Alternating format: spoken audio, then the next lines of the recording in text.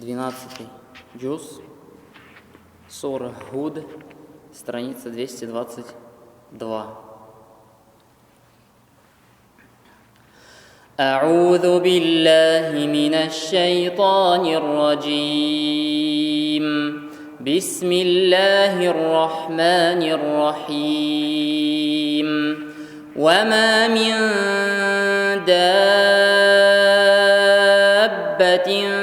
في الأرض إلا على الله رزقها ويعلم مستقرها ومستودعها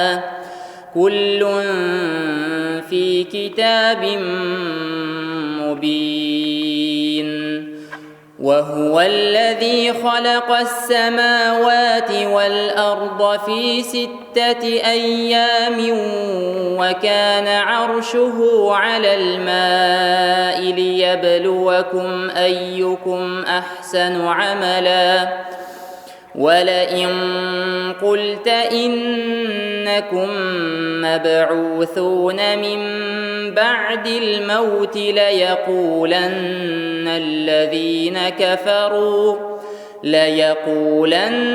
الذين كفروا إن هذا إلا سحر مبين. ولئن أخرنا عنهم العذاب إلى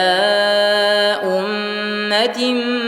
معدودة ليقولن ما يحبسه ألا يوم يأتيهم ليس مصروفا عنهم وحاق بهم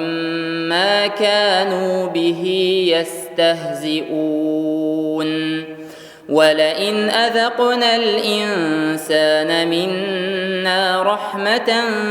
ثم نزعناها منه إنه ليئوس كفور.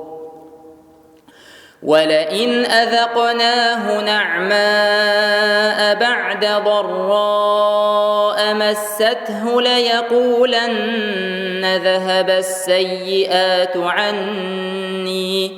إنه لفرح فخور. إلا الذين صبروا وعملوا الصالحات أولئك لهم مغفرة وأجر كبير. فلعلك تارك بعض ما يوحى إليك وضائق به صدرك أن يقولوا لولا أنزل عليه كنز أو جاء معه ملك إنما أنت نذير والله على كل شيء وكيل. أم يقولون افتراه قل فأتوا ب10 سور مثله مفتريات وادعوا من استطعتم من دون الله إن كنتم صادقين. فإن لم يستجيبوا لكم فاعلموا أنما أنزل بعلم الله وأن لا إله إلا هو فهل أنتم مسلمون. من كان يريد الحياة الدنيا وزينتها نوفي إليهم أعمالهم فيها وهم فيها لا يبخسون. أولئك الذين ليس لهم في الآخرة إلا النار وحبط ما صنعوا فيها وباطل ما كانوا يعملون. أفمن كان على بينة من ربه ويتلوه ويتلوه شاهد منه ومن قبله كتاب موسى إماما ورحمة أولئك يؤمنون به ومن يكفر به من الأحزاب فالنار موعده فلا تك في مرية منه إنه الحق من ربك ولكن أكثر الناس لا يؤمنون ومن أظلم ممن افترى على الله كذبا أولئك يعرضون على ربهم ويقول الأشهاد هؤلاء الذين كذبوا على ربهم ألا لعنة الله على الظالمين الذين يصدون عن سبيل الله ويبغونها عوجا وهم بالآخرة هم كافرون أولئك لم يكونوا معجزين في الأرض وما كان لهم من دون الله من أولياء يضاعف لهم العذاب ما كانوا يستطيعون السمع وما كانوا يبصرون أولئك الذين خسروا أنفسهم وضل عنهم ما كانوا يفترون لا جرم أنهم في الآخرة هم الأخسرون إن الذين آمنوا وعملوا الصالحات وأخبتوا إلى ربهم أولئك أصحاب الجنة هم فيها خالدون مثل الفريقين كالأعمى والأصم والبصير والسميع هل يستويان مثلا أفلا تذكرون ولقد أرسلنا نوحا إلى قومه إني لكم نذير مبين ألا تعبدوا إلا الله إني أخاف عليكم عذاب يوم أليم فقال الملأ الذين كفروا من قومه ما نراك إلا بشرا مثلنا وما نراك اتبعك إلا الذين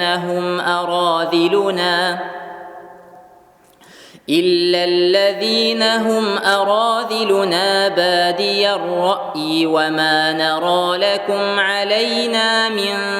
فضل بل نظنكم كاذبين قال يا قوم أرأيتم إن كنت على بينة من ربي وآتاني رحمة من عنده فعميت عليكم أنلزمكموها وأنتم لها كارهون ويا قوم لا أسألكم عليه مالا إن أجري إلا على الله وما أنا بطارد الذين آمنوا إنهم ملاقو ربهم ولكني أراكم قوما تجهلون ويا قوم من ينصرني من الله إن طردتهم أفلا تذكرون ولا أقول لكم عندي خزائن الله ولا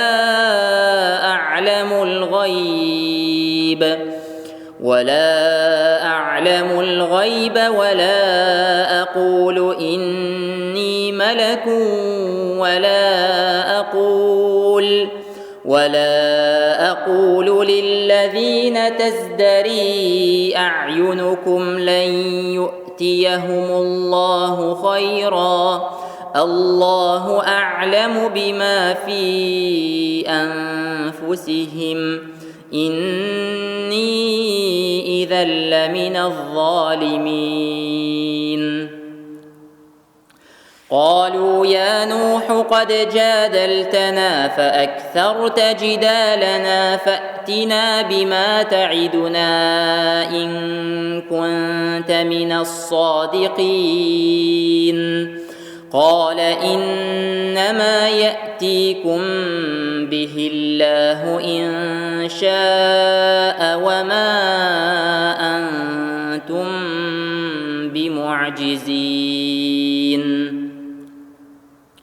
ولا ينفعكم نصحي إن أردت أن أنصح لكم إن كان الله يريد أن يغويكم هو ربكم وإليه ترجعون أم يقولون افتراه قل إن افتريته فعلي إجرامي وأنا بريء مما تجرمون وأوحي إلى نوح أنه لن يؤمن من قومك إلا من قد آمن فلا تبتئس بما كانوا يفعلون واصنع الفلك بأعيننا ووحينا ولا تخاطبني في الذين ظلموا إنهم مغرقون ويصنع الفلك وكلما مر عليه ملأ من قومه سخروا منه قال إن تسخروا منا فإنا نسخر منكم كما تسخرون فسوف تعلمون من يأتيه عذاب يخزيه ويحل عليه عذاب مقيم حتى إذا جاء أمرنا وفارت النور قل نحمل فيها من كل زوجين اثنين وأهلك إلا من سبق عليه القول ومن آمن وما آمن معه إلا قليل وقال اركبوا فيها بسم الله مجريها ومرساها إن ربي لغفور رحيم وهي تجري بهم في موج كالجبال ونادى نوح ابنه وكان في معزل يا بني اركم معنا ولا تكن مع الكافرين قال سآوي إلى جبل يعصمني من الماء قال لا عاصم اليوم من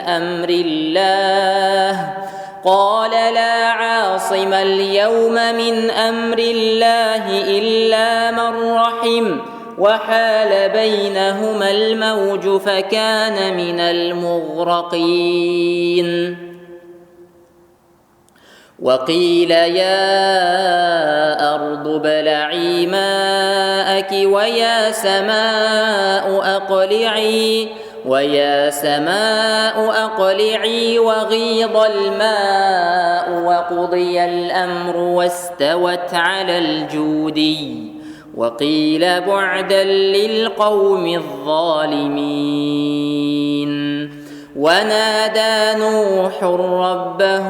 فقال رب إن ابني من أهلي وإن وعدك الحق وأنت أحكم الحاكمين. قال يا نوح إنه ليس من أهلك إنه عمل غير صالح فلا تسألني ما ليس لك به علم إني أعظك أن تكون من الجاهلين. قال رب إني أعوذ بك أن أسألك ما ليس لي به علم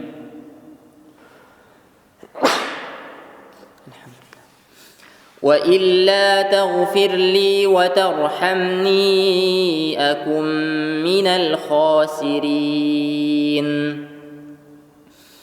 قيل يا نوح اهبط بسلام منا وبركات عليك وعلى ممن معك وأمم سنمتعهم ثم يمسهم منا عذاب أليم. تلك من أنباء الغيب نوحيها إليك ما كنت تعلمها أنت ولا قومك من قبل هذا فاصبر إن العاقبة للمتقين. وإلى عاد أخاهم هودا قال يا قوم اعبدوا الله ما لكم من إله غيره إن أنتم إلا مفترون. يا قوم لا أسألكم عليه أجرا إن أجري إلا على الذي فطرني أفلا تعقلون. ويا قوم استغفروا ربكم ثم توبوا إليه يرسل السماء عليكم مدرارا ويزدكم قوة إلى قوتكم ولا تتولوا مجرمين. قالوا يا هود ما جئتنا ببينة وما نحن بتاركي آلهتنا عن قولك وما نحن لك بمؤمنين إن نقول إلا اعتراك بعض آلهتنا بسوء قال إني أشهد الله واشهدوا أني بريء مما تشركون من دونه فكيدوني جميعا ثم لا تنظرون إني توكلت على الله ربي وربكم ما من دابة إلا هو آخذ بناصيتها إن ربي على صراط مستقيم. فإن تولوا فقد أبلغتكم ما أرسلت به إليكم ويستخلف ربي قوما غيركم ولا تضرونه شيئا إن ربي على كل شيء حفيظ. ولما جاء أمرنا نجينا هودا والذين آمنوا معه برحمة منا ونجيناهم من عذاب غليظ وتلك عاد جحدوا بآيات ربهم وعصوا رسله واتبعوا أمر كل جبار عنيد وأتبعوا في هذه الدنيا لعنة ويوم القيامة ألا إن عادا كفروا ربهم ألا بعدا لعاد قوم هود وإلى ثمود أخاهم صالحا قال يا قوم اعبدوا الله ما لكم من إله غيره هو أنشأكم من الأرض واستعمركم فيها فاستغفروه ثم توبوا إليه إن ربي قريب مجيب قالوا يا صالح قد كنت فينا مرجوا قبل هذا أتنهانا أن نعبد ما يعبد آباؤنا وإننا لفي شك مما تدعونا إليه مريب قال يا قوم أرأيتم إن كنت على بينة من ربي وآتاني منه رحمة فمن ينصرني من الله إن عصيته فما تزيدونني غير تخسير ويا قوم هذه ناقة الله لكم آية فذروها تأكل في أرض الله ولا تمسوها بسوء فيأخذكم عذاب قريب فعقروها فقال تمتعوا في داركم 3 أيام ذلك وعد غير مكذوب فلما جاء أمرنا نجينا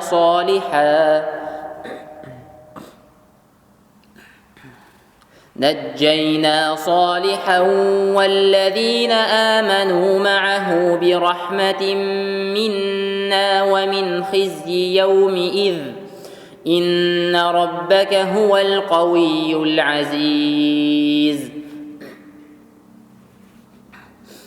وأخذ الذين ظلموا الصيحة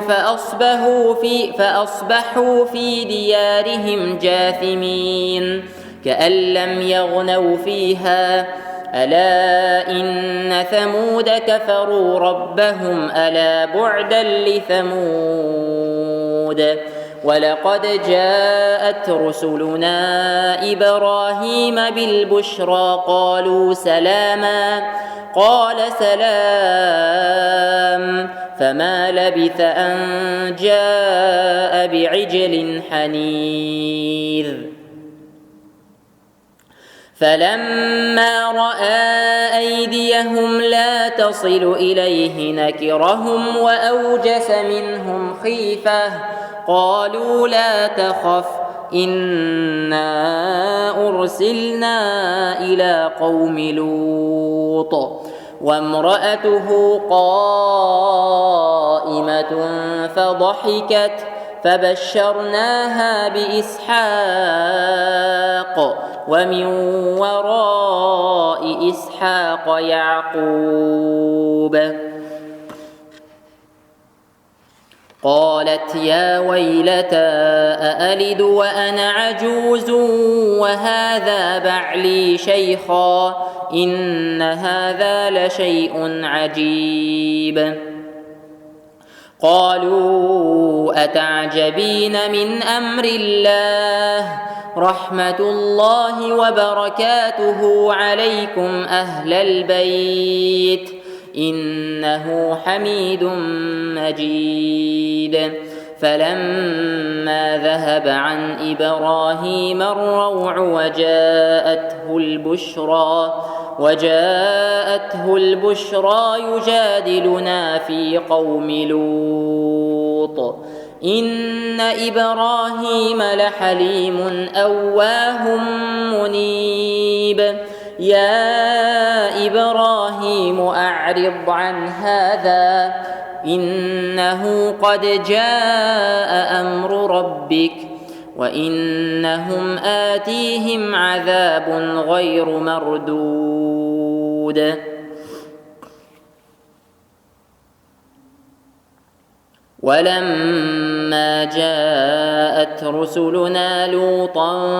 ولما جاءت رسلنا لوطا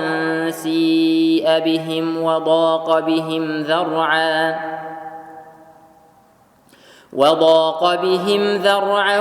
وقال هذا يوم عصيب وجاءه قومه يهرعون إليه ومن قبل كانوا يعملون السيئات قال يا قوم هؤلاء بناتي هن أطهر لكم فاتقوا الله ولا تخزون في ضيفي أليس منكم رجل رشيد قالوا لقد علمت ما لنا في بناتك من حق وإنك لتعلم ما نريد قال لو أن لي بكم قوة أو آوي إلى ركن شديد قالوا يا لوط إنا رسل ربك لن يصلوا إليك فأسر بأهلك بقطع من الليل ولا يلتفت منكم أحد إلا امرأتك إنه مصيبها ما أصابهم إن موعدهم الصبح أليس الصبح بقريب فلما جاء أمرنا جعلنا عاليها سافلها وأمطرنا عليها حجارة من سجيل منضود مسومة عند ربك وما هي من الظالمين ببعيد وإلى مدين أخاهم شعيبا قال يا قوم اعبدوا الله ما لكم من إله غيره ولا تنقصوا المكيال والميزان إني أراكم بخير وإني أخاف عليكم عذاب يوم محيط ويا قوم أوفوا المكيال والميزان بالقسط ولا تبخسوا الناس أشياءهم ولا تعثوا في الأرض مفسدين بقية الله خير لكم إن كنتم مؤمنين وما أنا عليكم بحفيظ قالوا يا شعيب أصلاتك تأمرك أن نترك ما يعبد آباؤنا أو أن نفعل في أموالنا ما نشاء إنك لأنت الحليم الرشيد قال يا قوم أرأيتم إن كنت على بينة من ربي ورزقني منه رزقا حسنا وما أريد أن أخالفكم إلى ما أنهاكم عنه إن أريد إلا الإصلاح ما استطعت وما توفيقي إلا بالله عليه توكلت وإليه أنيب ويا قوم لا يجرمنكم شقاقي أن يصيبكم مثل ما أصاب قوم نوح أو قوم هود أو قوم صالح وما قوم لوط منكم ببعيد واستغفروا ربكم ثم توبوا إليه إن ربي رحيم ودود قالوا يا شعيب ما نفقه كثيرا مما تقول وإنا لنراك فينا ضعيفا ولولا رهطك لرجمناك وما أنت علينا بعزيز قال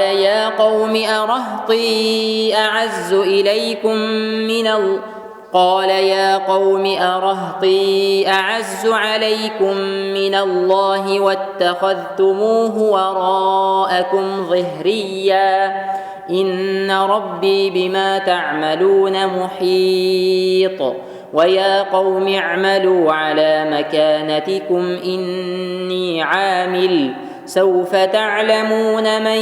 يأتيه عذاب يخزيه ومن هو كاذب وارتقبوا إني معكم رقيب ولما جاء أمرنا نجينا شعيبا والذين آمنوا معه برحمة منا وأخذت الذين ظلموا الصيحة فأصبحوا في ديارهم جاثمين كأن لم يغنوا فيها ألا بعدا لمدين كما بعدت ثمود ولقد أرسلنا موسى بآياتنا وسلطان مبين إلى فرعون وملئه فاتبعوا أمر فرعون وما أمر فرعون برشيد يقدم قومه يوم القيامة فأوردهم النار وبئس الورد المورود وأتبعوا في هذه لعنة ويوم القيامة بئس الرفد المرفود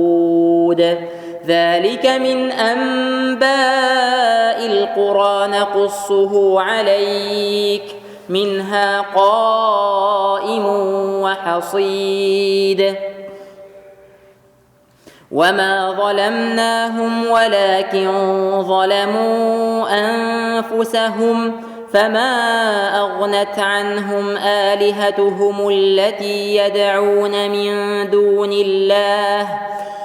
يدعون من دون الله من شيء لما جاء أمر ربك وما زادوهم غير تتبيب وكذلك أخذ ربك إذا أخذ القرى وهي ظالمة إن أخذه أليم شديد إن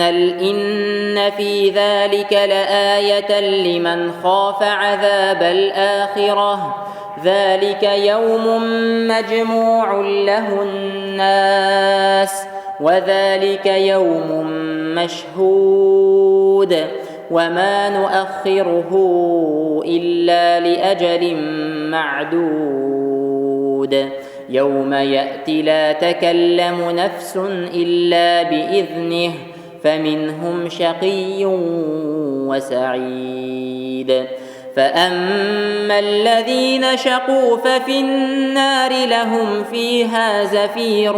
وشهيق خالدين فيها ما دامت السماوات والأرض إلا ما شاء ربك إن ربك فعال لما يريد وأما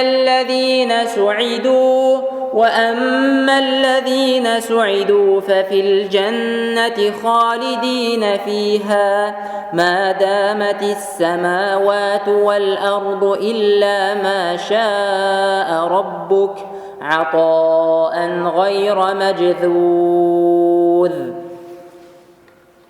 فلا تك في مرية مما يعبد هؤلاء ما يعبدون إلا كما يعبد آباؤهم من قبل وإنا لموفوهم نصيبهم غير منقوص. ولقد آتينا موسى الكتاب فاختلف فيه ولولا كلمة سبقت من ربك لقضي بينهم وإنهم لفي شك منه مريب. وإن كلا لما ليوفينهم ربك أعمالهم إنه بما يعملون خبير. فاستقم كما أمرت ومن تاب معك ولا تطغوا إنه بما تعملون بصير. ولا تركنوا إلى الذين ظلموا فتمسكم النار وما لكم من دون الله من أولياء ثم لا تنصرون. وأقم الصلاة طرفي النهار وزلفا من الليل إن الحسنات يذهبن السيئات ذلك ذكرى للذاكرين. واصبر فإن الله لا يضيع أجر المحسنين. فلولا كان من القرون من قبلكم أولو بقية ينهون عن الفساد في الأرض إلا قليلا ممن أنجينا منهم واتبع الذين ظلموا ما أترفوا فيه وكانوا مجرمين. وما كان ربك ليهلك القرى بظلم وأهلها مصلحون. ولو شاء ربك لجعل الناس أمة واحدة ولا يزالون مختلفين إلا من رحم ربك ولذلك خلقهم وتمت كلمة ربك لأملأن جهنم من الجنة والناس أجمعين. وكلا نقص عليك من أنباء الرسل ما نثبت به فؤادك وجاءك في هذه الحق وموعظة وذكرى للمؤمنين. وقل للذين لا يؤمنون اعملوا على مكانتكم إنا عاملون وانتظروا إنا منتظرون. ولله غيب السماوات والأرض وإليه يرجع الأمر كله فاعبده وتوكل عليه وما ربك بغافل عما تعملون. بسم الله الرحمن الرحيم. ألف لام را تلك آيات الكتاب المبين. إنا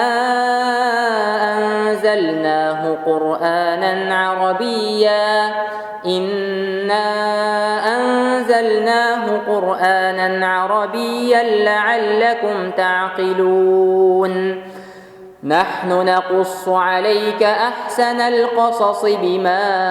أوحينا إليك هذا القرآن وإن كنت من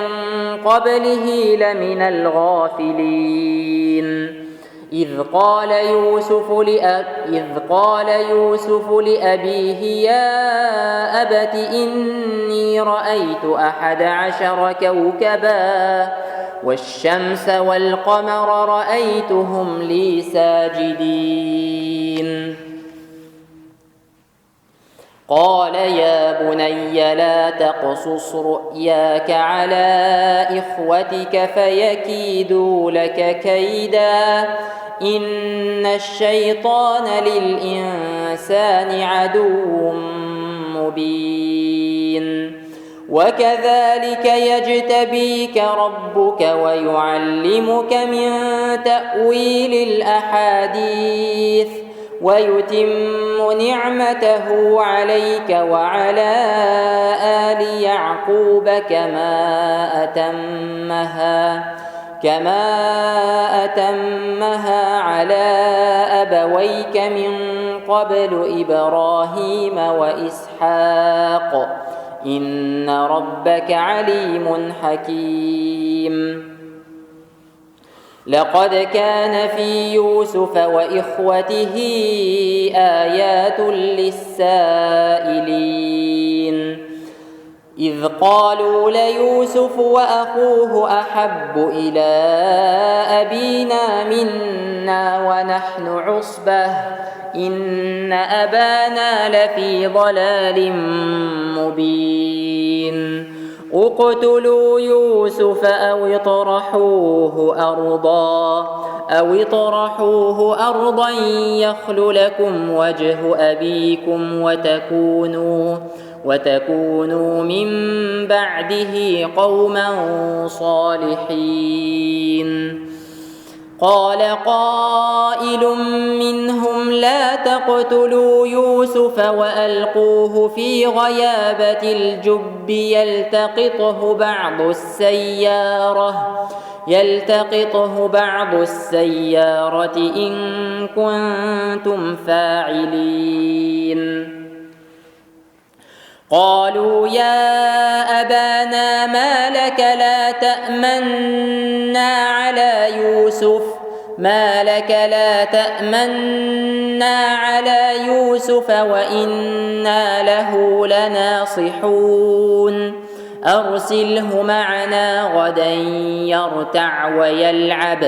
وإنا له لحافظون قال إني ليحزنني أن تذهبوا به وأخاف أن يأكله الذئب وأنتم عنه غافلون قالوا لئن أكله الذئب ونحن عصبة إنا إذا لخاسرون فلما ذهبوا به وأجمعوا أن يجعلوه في غيابة الجب وأوحينا إليه لتنبئنهم بأمرهم هذا وهم لا يشعرون وجاءوا أباهم عشاء يبكون قالوا يا أبانا إنا ذهبنا نستبق وتركنا يوسف عند متاعنا فأكله الذئب وما أنت بمؤمن لنا ولو كنا صادقين وجاءوا على قميصه بدم كذب قال بل سولت لكم أنفسكم أمرا فصبر جميل والله المستعان على ما تصفون وجاءت سيارة فأرسلوا واردهم فأدلى دلوه قال يا بشرى هذا غلام وأسروه بضاعة والله عليم بما يعملون وشروه بثمن بخس دراهم معدودة وكانوا فيه من الزاهدين وقال الذي اشتراه من مصر لامرأته أكرمي مثواه عسى أن ينفعنا أو نتخذه ولدا وكذلك مكنا ليوسف في الأرض ولنعلمه من تأويل الأحاديث والله غالب على أمره ولكن أكثر الناس لا يعلمون ولما بلغ أشده آتيناه حكما وعلما وكذلك نجزي المحسنين وراودته التي هو في بيتها عن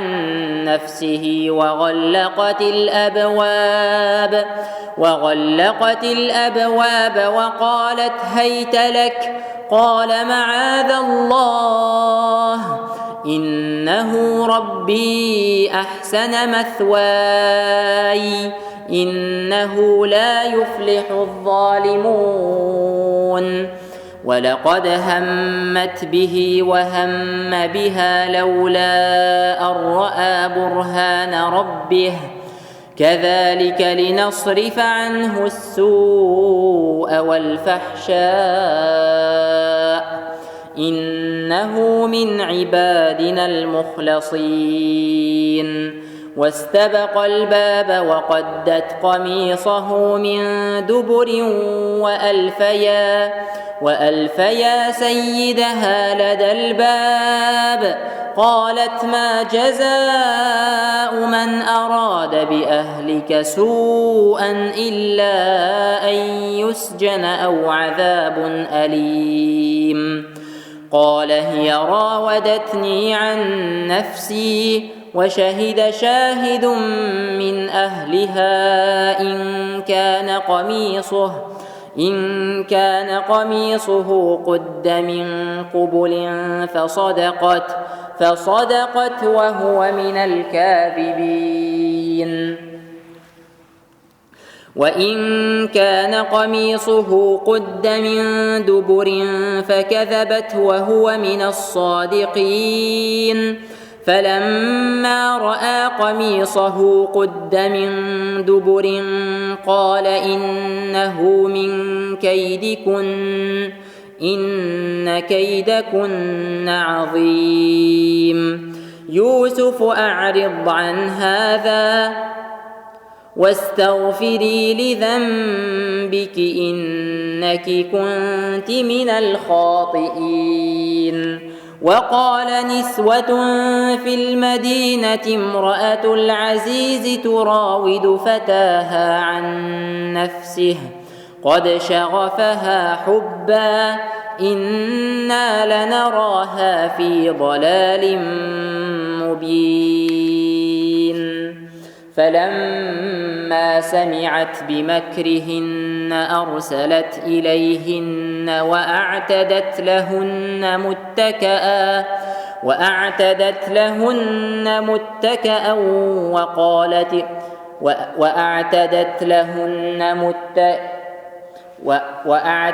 لهن متكأ وآتت كل واحدة منهن سكينا وقالت اخرج عليهن فلما رأينه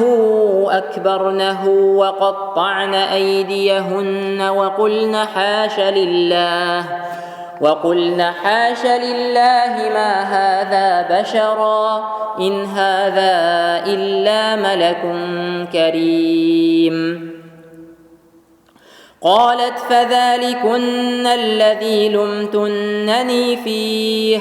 ولقد راودته عن نفسه فاستعصم ولئن لم يفعل ما آمره ليسجنن وليكون من الصاغرين قال رب السجن أحب إلي مما يدعونني إليه وإلا تصرف عني كيدهن أصب إليهن وأكن من الجاهلين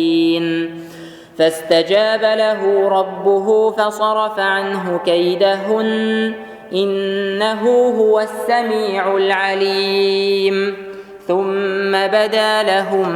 من بعد ما رأوا الآيات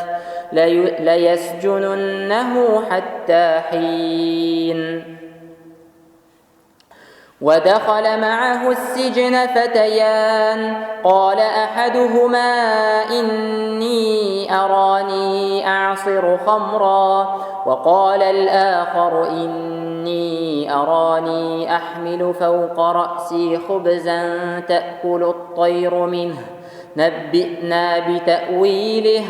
إنا نراك من المحسنين قال لا يأتيكما طعام ترزقانه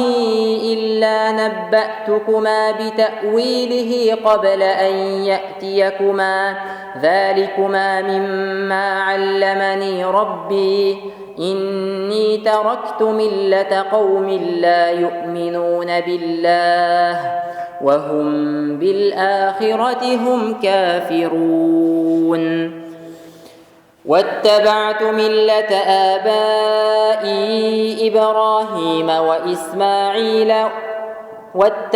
ملة آبائي إبراهيم وإسحاق ويعقوب ما كان لنا أن نشرك بالله من شيء ذلك من فضل الله علينا وعلى الناس ولكن أكثر الناس لا يشكرون يا صاحبي السجن أأرباب متفرقون خير أم الله الواحد القهار ما تعبدون من دونه إلا أسماء سميتموها أنتم وآباؤكم ما أنزل الله بها من سلطان إن الحكم إلا لله أمر ألا تعبدوا إلا إياه ذلك الدين القيم ولكن أكثر الناس لا يعلمون يا صاحبي السجن أما أحدكما فيسقي ربه خمرا وأما الآخر فيصلب فتأكل الطير من رأسه قضي الأمر الذي فيه تستفتيان وقال للذي ظن أنه ناج منهما اذكرني عند ربك فأنساه الشيطان ذكر ربه فلبث في السجن بضع سنين وقال الملك إني أرى 7 بقرات سمان يأكلهن 7 عجاف وسبع سنبلات خضر وأخر يابسات يا أيها الملأ أفتوني في رؤياي إن كنتم للرؤيا تعبرون